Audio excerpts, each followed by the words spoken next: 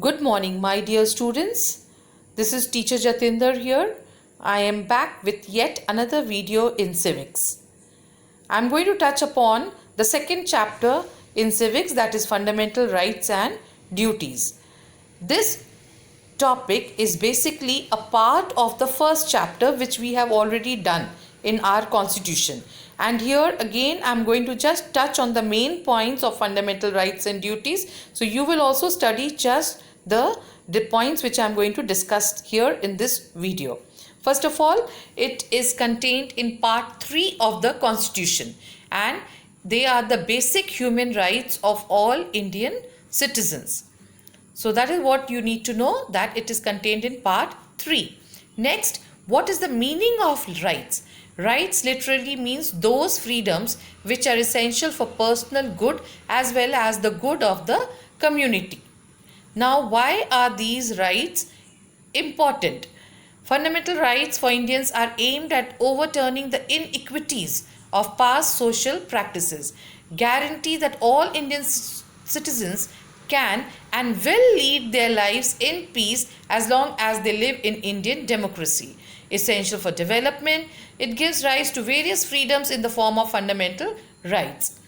There are basically 6 fundamental rights: right to equality, right to freedom, right against exploitation, right to freedom of religion, cultural and educational rights, and right to constitutional remedies. So I'll just tell you in brief about each of these rights. Right to equality, every person is equal before law. Social equality and equal access to public areas. Equality in matters of public employment.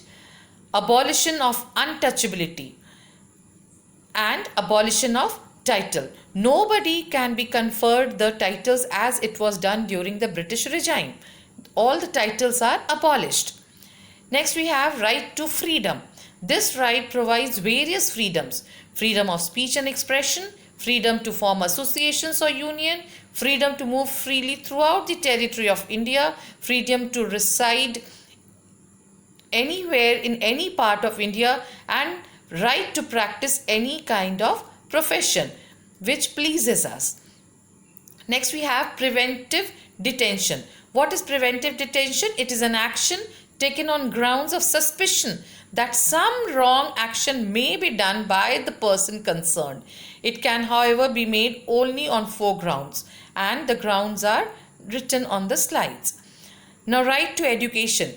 Every child has the right to get free and compulsory education. It is the child's fundamental right.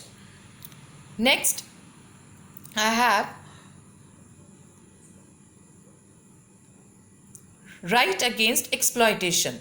These rights aim at protecting citizens from environmental, domestic and work hazards. It consists of 2 major provisions. One is forced labor and one is employing children below 14 years of age.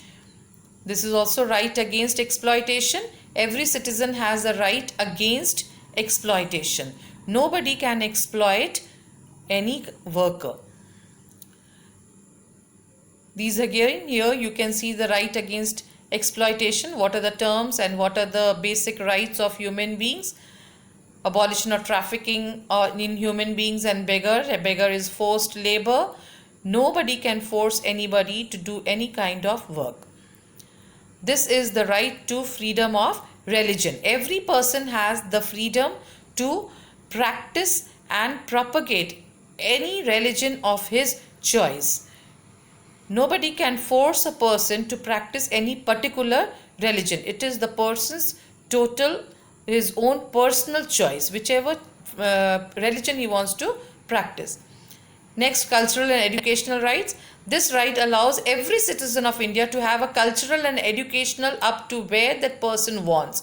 No citizen shall be denied admission into any educational institution on basis of religion, race, caste, language or any of them. Now, right to constitutional remedies. Dr. B.R. Ambedkar has said that this right is the very heart and soul of Indian Constitution.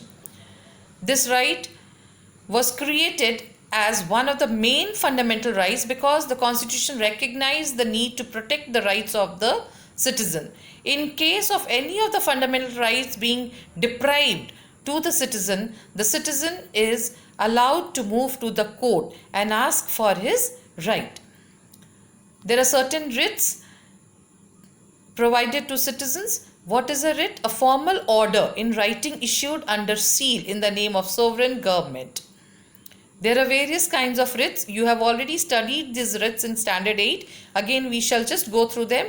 Habeas corpus, mandamus, prohibition, certiorari and quo warranty.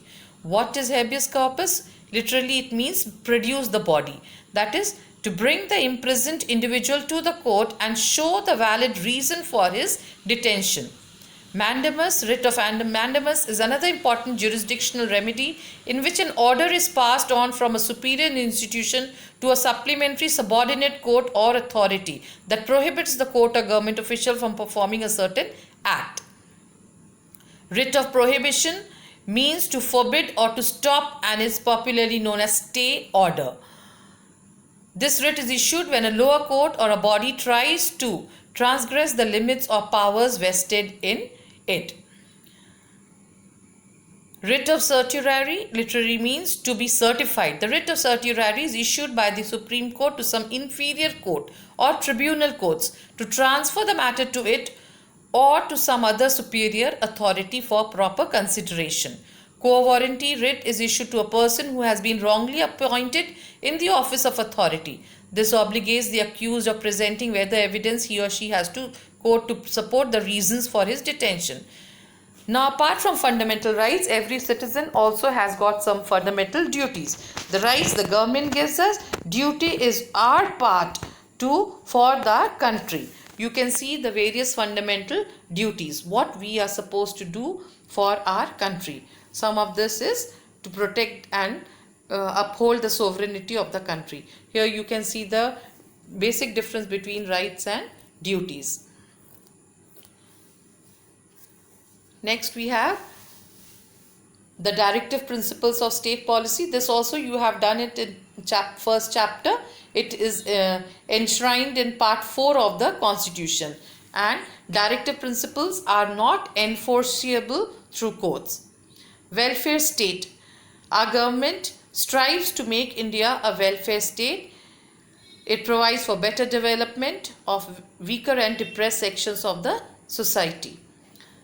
Now we can conclude that fundamental rights are those rights that are guaranteed to each and every citizen by the Indian Constitution, and if any of these rights are violated, we can always move to the courts. So these are the main basic points that you need to study in this chapter. Do not answer any questions given at the back. Children, take care and